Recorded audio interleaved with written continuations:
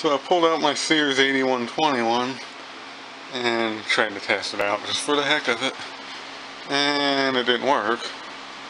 So I tore it all apart here and was looking at the connections and stuff. Everything's fine and dandy. Motor's well oiled, but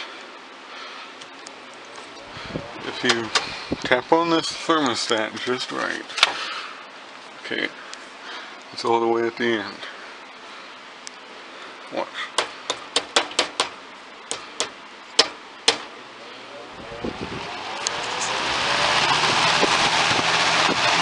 Works.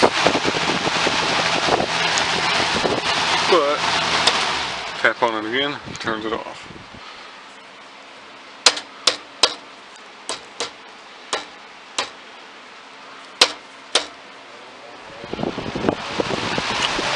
And I don't know about this.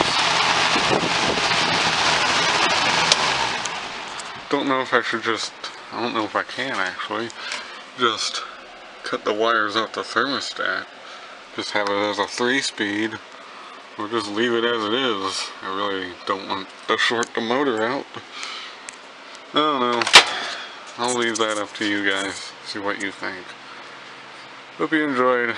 Thanks for watching. Never mind what I just said. I did an adjustment on the thermostat there with that little screw. And now